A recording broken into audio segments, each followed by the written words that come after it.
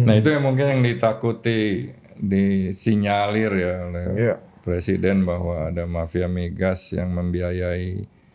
Karena memang mafia-mafia itu sedang mengalami perlawanan dari Iya. pemerintah. Pak Rijal Khalid itu ada satu rumah, semua pejabatnya dia sering diundang ke sana untuk pesta-pesta macam-macam lah. Itu udah rahasia umum, Pak. Makanya kalau untuk menghancurkan negara Republik Indonesia diganggu aja Pertamina. Kalau Riza Khalid nih fight back Pak, bisa kejadian kelangkaan nggak Pak? Eh, bisa ya dan bisa tidak, Pak. Di Indonesia harus presiden, Pak. Kalau nggak tidak ada yang berani. Itu harus presiden mengambil over Pertamina dengan segala resiko.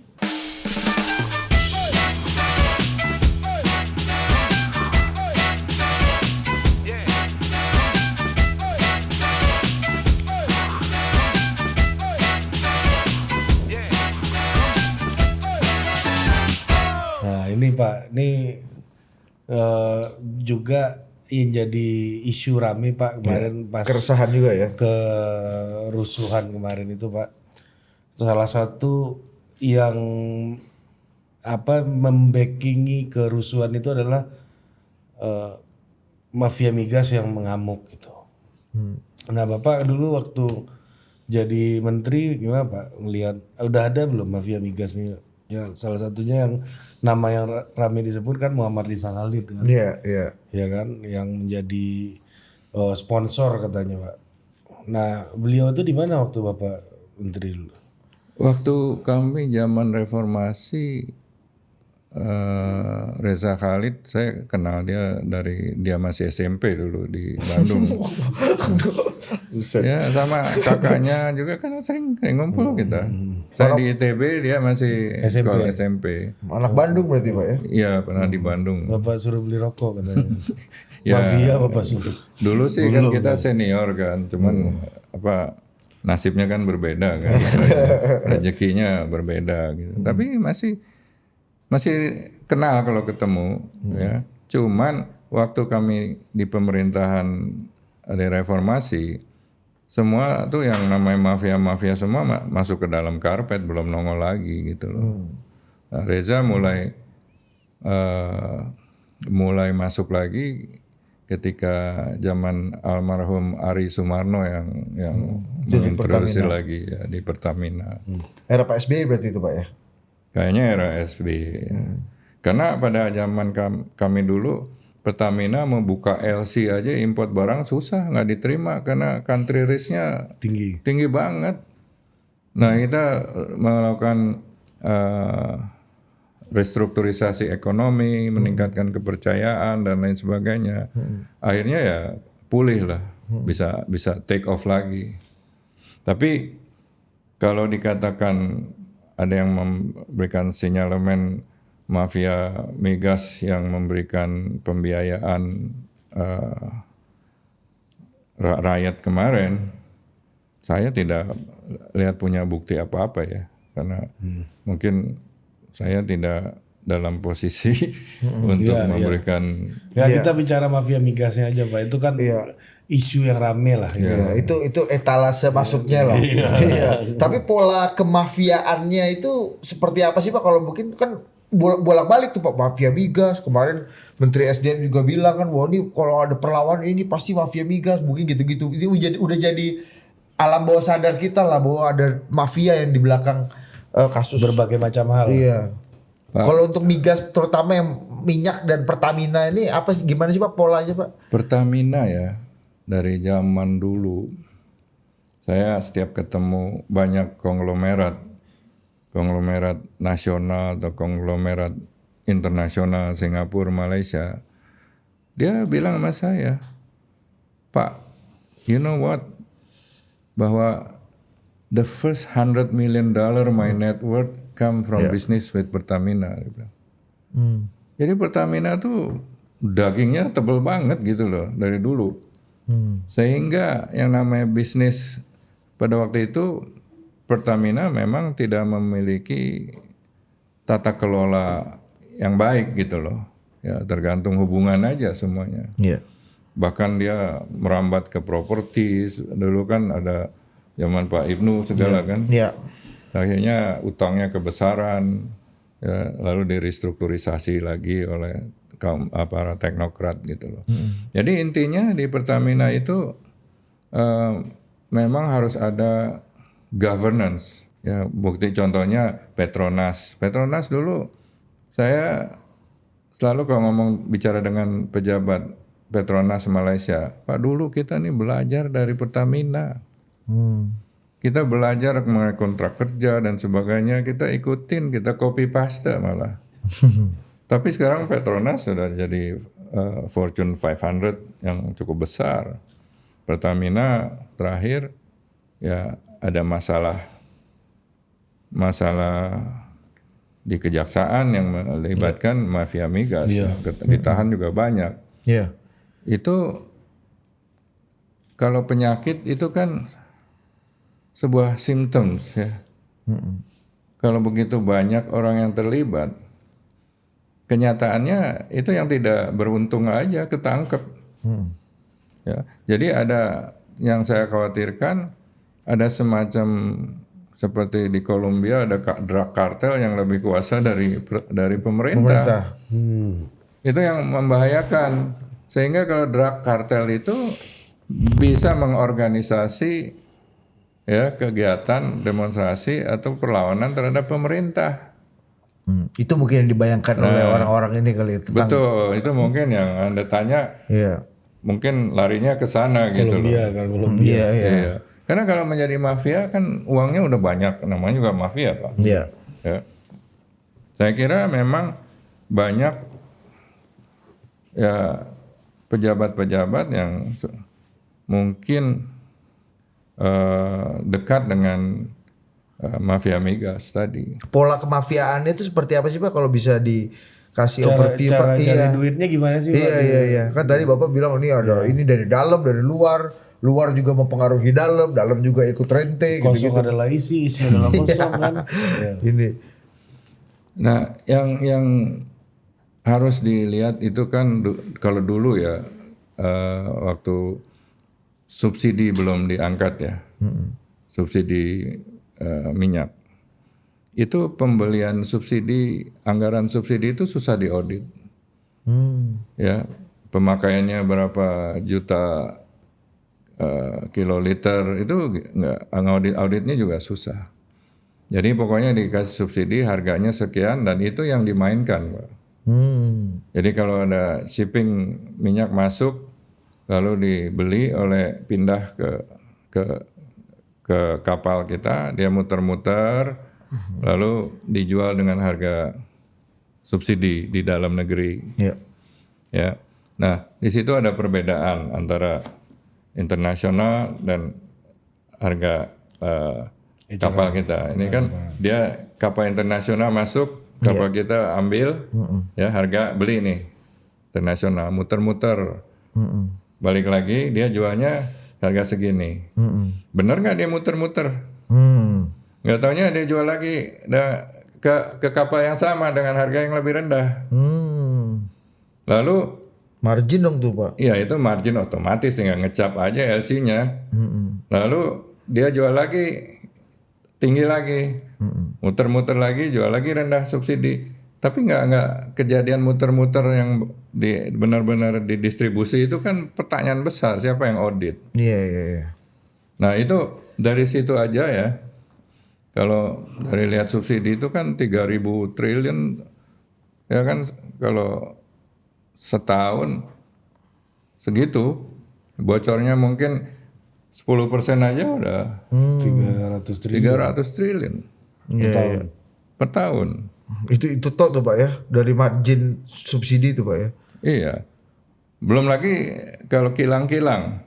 Saya dilaporin juga sama direksi yang saya dulu. Itu ada pipa-pipa liar yang langsung ke kapal, Pak. Dari kilang. Disodet Pak. Disodet. Kayak Ciliwung aja disodet. Gitu. bikin aliran sendiri Pak. Iya, ya banyak itu. Paten juga Pak. Nah itu direksi yang cerita sama saya dan itu mereka nggak berani Iya. Dan itu pasti kalau bukan pemain kuat yang ada aktor-aktor Backingnya juga itu. besar. Itu sampai ke onderdil kapal mungkin juga ada tuh Pak ya. Ya, saya under di kapal misalnya kan baling-baling kapal ya. Baling-baling di belakang. Selalu minta expense approval. Direksi saya juga, direktur keuangan cerita, Pak ini minta baling-baling kok bisa sebulan sekali katanya. Ditanya kemana tuh baling-baling, jatuh di laut katanya. Ya dia pinter bilang jatuh di laut, KPK mana mau nyelam untuk cari baling-baling. Capek juga kan. Akhirnya direksi udahlah kalau gitu gua grafir aja baling-balingnya, digrafir. Kalau itu lagi yang di reimburse duitnya kan ketahuan gitu loh. Jadi memang pola-pola pikirnya udah cari makan di dalam gitu loh. Bukan berarti nggak bisa dibetulin ya. Ini yang sudah diumumkan kerugian yang hampir 900 triliun ya, hampir 1 kuadriliun itu kan dengan orang-orang yang ditangkap, itu saya kira sudah menjadi beban kejaksaan tuh. Karena dia sudah mengumumkan kalau sampai tidak ada follow up-nya ya masyarakat akan kecewa sekali. Nah, itu memang harus dari presiden langsung dan diterapkan good governance. Karena undang-undang BUMN yang dulu saya bikin, utamanya adalah membuat tata kelola di BUMN yang baik gitu loh. Kalau nggak ada tata kelola yang baik, banyak benturan kepentingan, ya saya kira akan terjadi penjarahan BUMN. Penjarahan BUMN, Pak. Ya karena mafia-mafianya ini udah seperti Bapak bilang tadi Pak, kartel yang mungkin lebih kuat daripada BUMN-nya, bahkan lebih kuat daripada negara gitu Pak. Iya, siapapun direksinya kawan ini tetap ada di situ mungkin Pak ya. Sudah pasti Pak, karena uangnya dia seperti bumi dan langit, gimana ya, setetes saja udah menyejukkan gitu loh. Apalagi seember Pak. Iya, apalagi selaut kan. Nah itu yang mungkin yang ditakuti, disinyalir ya oleh presiden bahwa ada mafia migas yang membiayai. Karena memang mafia-mafia itu sedang mengalami perlawanan dari pemerintah. Dan saya harapkan Pak Prabowo jangan ngalah lah, harus bertindak cepat. Ini udah agak kelamaan juga ini. Jaksa Agung segala harus diminta laporannya. Iya. Ya bilang aja kalau nggak ketangkep gue ganti, selesai ya kan. Iya. Jadi banyak yang mau gantiin juga tuh. Jaksa Agung. Iya, kalau nggak ketangkep gimana? Iya. Ya, masyarakat sudah diberikan harapan yang terlalu tinggi. Apalagi dengan ditaruh uang begitu banyak di meja. Iya. Tapi itu efektif loh Pak. Kemarin kita sama Prof Burhanuddin Muhtadi di sini Pak. Prof Burhan bilang approval ratingnya Pak Prabowo yang paling tinggi itu aspek pemberantasan korupsi. Terutama sejak pajangan-pajangan itu Pak. Iya, 13 Itu kan paling gampang dilihat orang kan. Duit pemberantasan ini, tangkap ini. Kayak misalnya di migas soal kemarin Riza Khalid sudah didapat red notice kalau nggak salah ya. Anaknya sudah tersangka. Terdakwa. Udah terdakwa ya. Ya pokoknya udah inilah proses hukum lah. Gitu. Nah, yang Bapak harapkan secepat apanya lagi yang perlu? Dan bagaimana presiden harus memastikan ini tetap lancar gitu. Apalagi sekarang Pak, kan kita tanda-tanda perlawanan tadi Ari bilang. Ada yang bilang di belakang kerusuhan. Kemarin kan soal Pertamina ini kan juga banyak Pak. Ada yang bensinnya kasus motornya berbet gitu kan.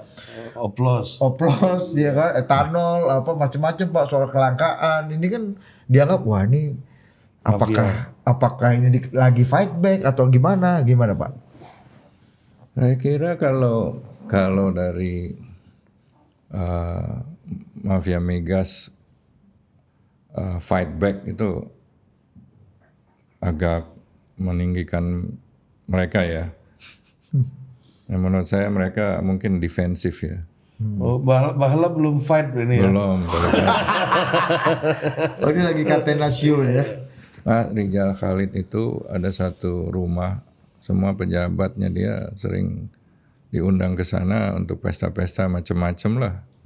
Itu udah rahasia umum Pak. Bapak pernah diundang? Sayangnya belum gitu loh. Enggak, kita baru tahu. Gue baru tahu, Pak, gimana kondisi rumahnya, Pak? Ya, kolam renangnya kayak gimana, Pak? udah disita sama kejaksaan. Udah disita. Mungkin Kalau di jangan-jangan Bogor ya, Pak, total ya? politik udah kesana. Belum, Pak, belum. Jangan-jangan Pak Lak ke situ disuruh pergi beli rokok.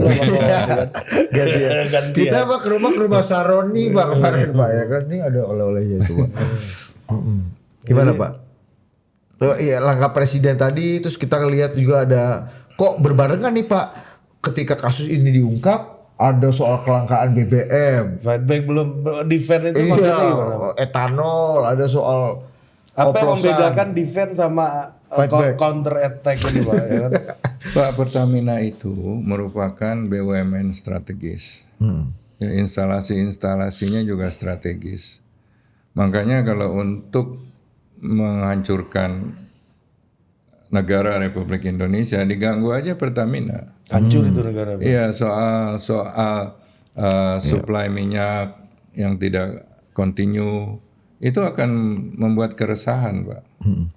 Harga BBM yang naik juga, makanya ada presiden yang takut menghilangkan subsidi demi keamanan stabilitas pemerintahnya gitu. Ada yang berani, tapi pada intinya kalau selalu dikatakan cadangan strategis BBM kita 20 hari, kenyataannya tidak 20 hari Pak. Yang 20 hari itu bukan hanya BBM, tapi ada produk-produk seperti Aftur dan lain-lain. Ya. Kalau BBM aja Pak? BBM aja mungkin 5 hari Pak. Oh lebih, gue pikir lebih panjang Bos. Jangan lebih pendek. 10 hari lah katakan. Itu campur kalau 10 hari Pak ya. Kalau di boykot Indonesia ya, supply di Selat Malaka di ban itu dalam 5 hari Indonesia gelap gulita Pak. Oh benar kejadian Indonesia gelap itu beneran tuh Pak ya. Jadi Masalahnya kita net importer ya Pak ya. sekarang ya sangat fragile Pak. Makanya mafia punya kaki dan punya punya otot-otot untuk mengintervensi untuk internasional itu Pak ya. Akses kepada ya. pasar, Pak supplier. kalau proyeksi Bapak nih, ini estimasi aja. Kalau Riza Khalid nih fight back Pak, bisa kejadian kelangkaan nggak Pak? Bisa ya dan bisa tidak Pak. Iyanya dulu. Berapa kuat dia memegang rantai supply minyak yang ke Indonesia dari luar. Dari analisa Bapak dan informasi yang Bapak ketahui sudah seberapa kuat ya Pak?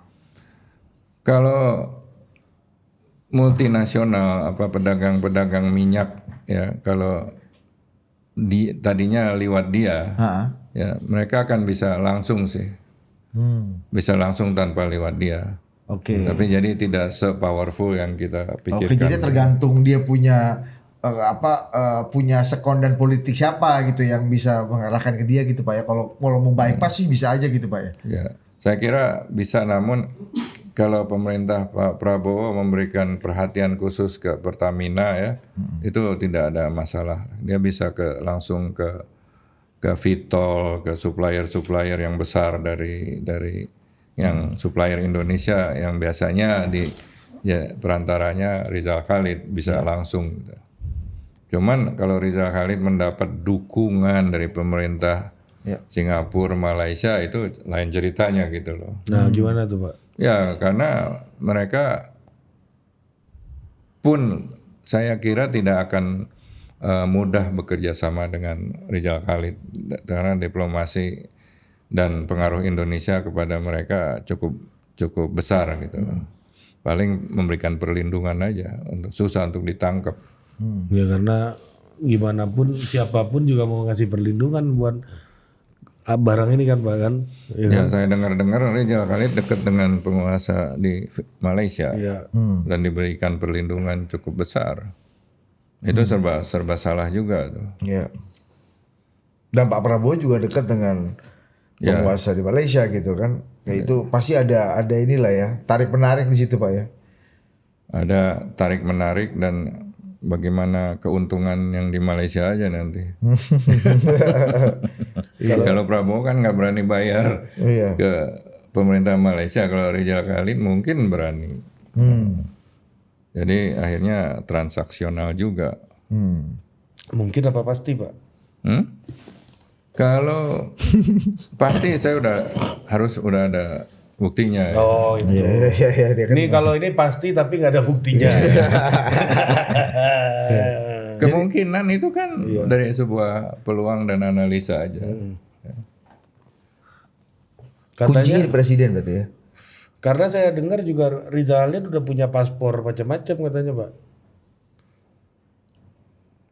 Sudah pasti Itu pasti itu ya. sudah pasti. Iya, kayaknya kalau kita mau buang yang nampung banyak deh Pak ya kan. Sini aja bos ya kan. Nah, itu gimana Ya kan? tuh situasi kayak gitu menurut Bapak? Iya, jangan-jangan negara luar bisa kasih insentif lebih paten Pak untuk naruh uang dan naruh kasih proteksi ya. Dan itu kan terkait dengan problem kita tadi, bagaimana kejaksaan akan bekerja, akan memberikan bukti bahwa pemberantas mafia migas ini pemberantasan mafia migas ini benar-benar dilakukan. Karena ternyata Riza Halidnya udah ganti warga negara gitu misalnya kan Pak, nggak bisa lagi dapat apa namanya iconic law enforcementnya nggak dapat lagi gitu loh Pak.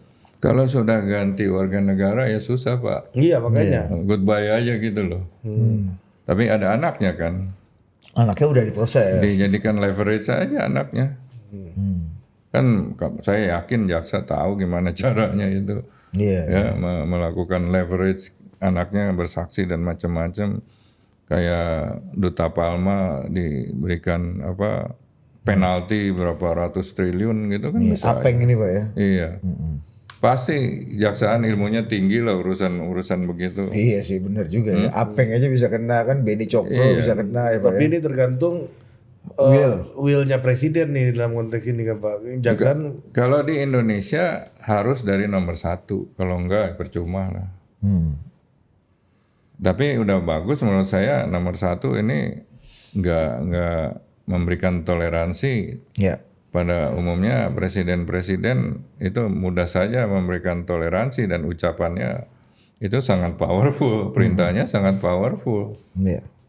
Mudah-mudahan Prabowo menjadikan ini sebagai legasi pemerintahannya ya. Iya. Tuntas sampai dari A sampai Z gitu lah, tidak menggantung seperti sebelum-sebelumnya. Kalau membackup Pertamina, maksudku Presiden Republik Indonesia membackup Pertamina sebagai instrumen penegakan dan pengejawantahan pasal 33 konstitusi kita. Menurut Pak Laks, perlu nggak Presiden memberikan insentif dan hak-hak quote unquote ya yang lebih monopolis lah kepada Pertamina dalam mengelola sumber-sumber daya minyak kita gitu monopolistik. Pak. Monopolistik ya. Maksudnya, Pak. Ya itu gue bilang monopolis ya. Iya. Iya benar, monopolistik Pak. Monopoli is suatu hal yang mungkin beberapa orang menganggap itu sebagai leverage ya, sebagai hak ya. Tapi dalam dunia perdagangan, monopoli itu dibenci. Kenapa? Satu, international trade, Oke. ya harus fair trade, tidak boleh ada monopoli. Kedua, monopoli itu meninabobokan kita, Pak. Kalau kompetisi itu akan meningkatkan efisiensi dari Pertamina itu sendiri. Tapi yang penting menurut hemat saya, mau itu monopoli apa tidak, itu kan hak pemerintah ya. Yang penting ada governance, tata kelola yang baik. Kayak Petronas kan juga mendapatkan backup yang besar juga dari pemerintah kan Pak, sehingga punya hak monopolistik juga untuk eksplorasi yang kita tahu Pak. Iya. Jadi ada leverage gitu Pak untuk BUMN ini. Tapi kasus Petronas itu yang namanya cari gali itu dia di-support untuk cari gali di luar negeri, bukan di Malaysia. Oh, di luar kandang. Iya, di kita belum ada itu cari gali atau ekspansi ke luar negeri karena daya kompetisi kita masih rendah. Karena tidak efisien. Tidak efisien dan biasa monopoli gitu loh. Iya, dan masalahnya mafioso ini kan Pak ya, jadi nggak efisien kan Pak. Ya di kita itu banyak diciptakan pemburu rente. Jadi kedekatan dengan pejabat dijual, ya, mendapat margin, dan pemburu rente ini menjadi sebuah rantai yang panjang, menjadi ketidakefisiensian dalam berusaha di Indonesia, termasuk di Pertamina juga.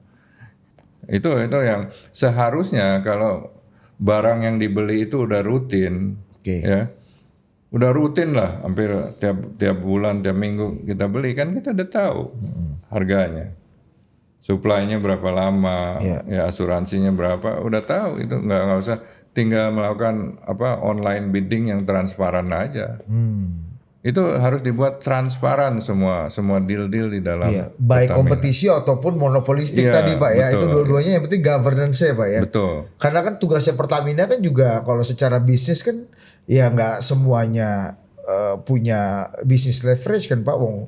Gimana menyediakan minyak gitu atau SPBU di daerah-daerah paling luar, iya mengirimkan, itu kan tugas negara itu Pak, yang dijalankan itu kan, artinya kan negara juga harus punya inilah perhatian. Makanya saya bilang Danantara ini harus memisahkan BUMN yang melaksanakan tugas subsidi, PSO atau ya public service obligation dan subsidi, karena memang BUMN ini tidak diminta untuk membukukan keuntungan, tapi bukan berarti bisa seenaknya. Harus ada ukuran mengenai efisiensinya. Sedangkan BUMN yang di Danantara is purely komersial dan harus menciptakan keuntungan sebesar-besarnya. Nah kalau Pak Prabowo nih dalam situasi kayak sekarang nih Pak, kan tadi kalau penegakan hukumnya harus dipercepat dan kita pasti mendukung lah rakyat, terlihat dari hasil approval rating kemarin Pak. Tapi dalam langkah teknokratisnya dalam pembenahan Pertamina ini Bapak ngelihatnya apa? Yang langkah strategis yang bisa diambil dalam short term period. Ya, saya melihat ya kalau Pak Prabowo mau, kan sekarang juga udah banyak di tingkatan direksi dan komisaris tuh udah ditaruh banyak orang-orang baru ya. Termasuk direksinya itu direktur utamanya sekarang adalah kader langsung Pak Prabowo kan. Ya itu tugas dia saya kira nggak gampang ya. Dan tata kelola itu mengenai pengadaan, pembelian, proyek dan lain sebagainya itu harus berdasarkan standar governance yang baik. Berarti memang atensi khusus dari presiden sangat dibutuhkan ya Pak ya dalam konteks ini ya sekarang. Di Indonesia harus presiden Pak. Kalau nggak tidak ada yang berani. Itu harus presiden mengambil over Pertamina dengan segala resiko, ya, dibuat cuci darah, overhaul manajemennya, strateginya, ya pakai konsultan juga boleh, ya kan. Dan orang Indonesia banyak yang pintar-pintar. Cuman karena governance-nya tidak baik, itu menggoda Pak. Orang-orang pintar dalam situasi governance yang tidak baik itu akan termakan arus. Tetapi orang jahat yang berada dalam satu governance yang baik itu akan sulit melakukan kejahatan. Bagus nih, ini buat quote nih kan. Orang baik, pintar, kalau di governance yang buruk orang akan jadi ikut arus rusak Pak ya. Iya, sebaliknya yang orang jahat melihat governance ada rambu-rambu lalu lintasnya, ada yang jaga, harus ada macam-macam built-in kontrolnya. Orang jahat jadi takut untuk berbuat jahat. Mencemari udara. Di Jepang, di Singapura, di apa. Kita kalau antri kan harus tertib banget. Kita kan di sini bisa baku serobot kanan kiri. Tapi orang jahat soalnya. Di sini kan perilaku barbar. Kalau saya bilang Pak Prabowo fokus kepada review the governance di BUMN semuanya. Standar governance ya diterapkan. Itu akan menghasilkan efisiensi. Good governance itu artinya apa? Ada built-in control, ya, tidak ada conflict of interest, ya, ada meritokrasi. Yang berprestasi ya dapat bonus dan naik pangkat. Jangan seperti sebelum-sebelumnya, ya, yang baca koran tiap hari, yang kerja keras naik pangkatnya bareng semua gitu loh, nggak ada meritokrasi. Dan juga conflict of interest itu harus dihilangkan. Nah ini dari 3 aspek governance di BUMN tadi dan juga transparansi ya, itu akan membuat BUMN take off, Pak. Dan bahkan sekelas Pertamina yang menjadi sasaran tempat hidup mafia pun bisa membaik Pak dengan dengan intervensi pembenahan dari Ya, presiden itu. dengan yang dipimpin presiden langsung gitu Pak ya. dengan governance itu ya, orang-orang jahat itu nggak akan berani dan akan sulit untuk melakukan transaksi di sana. Akan ketahuan. Misalnya ya, di governance yang mudah saya lihat ya, pemisahan tugas dan tanggung jawab. Kalau di bank, Pak, saya minta pinjaman, saya kasih agunan. Oke. Yang memberikan persetujuan pada pinjaman saya tidak boleh yang melakukan evaluasi agunan saya. Itu namanya menghilangkan konflik of interest dan adanya pemisahan tugas gitu loh, built-in control. Gitu. Oke. Jadi itu memperkecil peluang untuk melakukan kejahatan. Bukan berarti nggak akan mungkin kejahatan terjadi, itu nggak bisa akan aja. mungkin. Tapi kalau sekarang gede peluangnya Pak berarti. Ya karena bukan peluangnya aja, memang didesain untuk berbuat. Kalau kayak upaya efisiensi misalnya dengan merger beberapa perusahaan kayak ini paling baru nih Pak, kan Pertamina Shipping, kilang Pertamina Internasional sama Patra Niaga di merge jadi satu gitu Pak. Kemarin ini tiga-tiganya yang kena kasus yang tersangkut kemarin tuh, yang rame-rame. Gimana Pak? Ya merger itu kalau menghasilkan efisiensi ya bagus sih. Tapi bukan hanya holdingnya aja. Dengan menambah holding, menambah direksi, menambah komisaris di holding, tapi direksi di perusahaan-perusahaan itu masih tetap ada. Oh. Kalau merger kan satu Harus hilang. Iya, 1 tambah 1 sama dengan 3 gitu loh merger. Kalau masih 1 tambah 1 tinggal 1,5, ya bukan efisiensi namanya. Jadi holdingisasi itu yang selama ini tidak seperti merger kawin gitu loh. Kalau bank misalnya ya, kalau di merger, akhirnya efisiensi direksi yang dari 10 tinggal 10 masing-masing ya tinggal 8 misalnya kan. Yeah. Gedung kantor pusat dari 2 tinggi menjulang tinggal 1 bisa dijual gitu loh. Iya. Mesin-mesin cabang-cabang yang berdekatan di seluruh Indonesia ya tinggal separuh. Nah itu efisiensi daripada merger, bukan holding aja. Dengan holding ditambah komisaris dan direksi, akhirnya nambah overhead aja itu dan menambah birokrasinya. Bagus merger kalau benar merger demi efisiensi. Dan saya lebih percaya ada kalau bisa satgasnya Prabowo ya. Bukan hanya satgas makanan bergizi gratis, tapi satgas good governance penerapan tata kelola di BUMN. Itu buat satgas itu jadi pasti baik. Bisa jadi leverage tuh Pak ya. Ya, ya, Siapa Pak yang paling cocok memimpin satgas kayak gini Pak? banyak sih orang Indonesia, kalau kita pakai konsultan asing juga bagus demi kebaikan ya, demi independensinya. Iya. Tapi kalau militer Pak cocok nggak Pak memimpin satgas ini? Enggak, militer itu DNA-nya berbeda, Pak. DNA militer itu komando vertikal, Pak. Kalau disuruh nyemplung ya nyemplung, siap saya nyemplung gitu loh. Iya, kan sekarang udah mulai agak banyak nih Pak ya militer ataupun mantan militer yang memimpin BUMN lah ya, dengan harapan tadi memberikan ketegasan dan menutup peluang-peluang terjadinya korupsi gitu Pak. Saya melihat ya DNA militer itu berbeda dengan DNA bisnis, Pak. Kecuali ya yang personel yang militer yang ditugaskan itu memiliki kemauan untuk belajar ya. Dan saya kira nggak semuanya juga tidak bisa, ada aja yang militer yang pinter ya dalam strategi. Tapi governance itu merupakan sebuah binatang baru buat mereka yang tidak dikenal gitu loh. Mereka nggak perlu ada check and balances, nggak perlu. Siap, yang penting mau salah mau bener siap dulu kan. Anda bisa tempiling, Iya. siap. Terus tanya sakit nggak? Siap sakit. Gitu.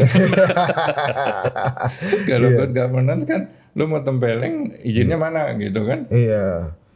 Gitu loh. I mean, saya Walaupun ada di undang-undangnya ya perintah yang melanggar hukum nggak boleh dijalankan, tapi tetap aja pada prakteknya kayak gitu bos. Iya gimana melanggar perintah atasan itu kan iya susah juga. Perintah atasan tuh ya hukum kan buat mereka kan. Iya. Gitu. Kayak Garuda kan sekarang dipimpin Glenny. Pak Glenny itu, Jenderal Glenny. Tapi kan ada apa?